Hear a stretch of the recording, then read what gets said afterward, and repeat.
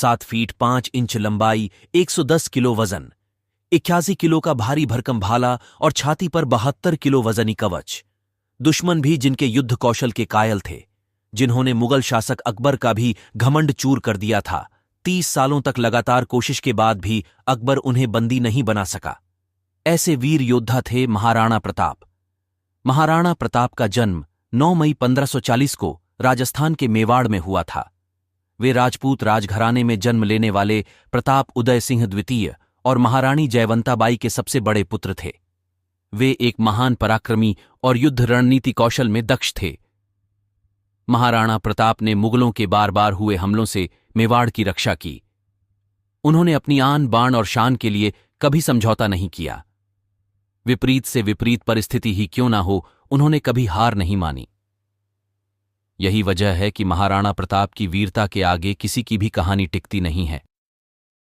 वर्ष 1576 में महाराणा प्रताप और मुगल बादशाह अकबर के बीच हल्दी घाटी का युद्ध हुआ। महाराणा प्रताप ने अकबर की 85,000 सैनिकों वाली विशाल सेना के सामने अपने 20,000 सैनिक और सीमित संसाधनों के बल पर स्वतंत्रता के लिए कई वर्षों तक संघर्ष किया।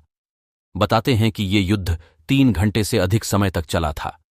इस युद्ध में जख्मी होने के बावजूद महाराणा मुगलों के हाथ नहीं आए। महाराणा प्रताप कुछ साथियों के साथ जंगल में जाकर छिप गए और यहीं जंगल के कंदमूल खाकर लड़ते रहे।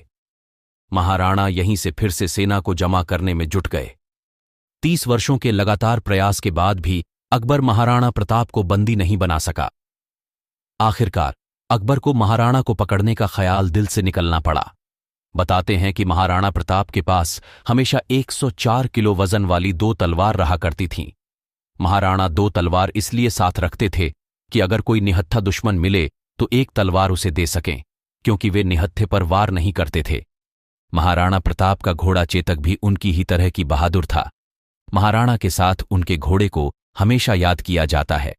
जब मुगल सेना महाराणा प्रताप के पीछे लगी थी, तब चेतक महाराणा को अपनी पीठ पर लिए 26 फीट के उस नाले को लांघ गया था जिसे मुगल पार न कर सके।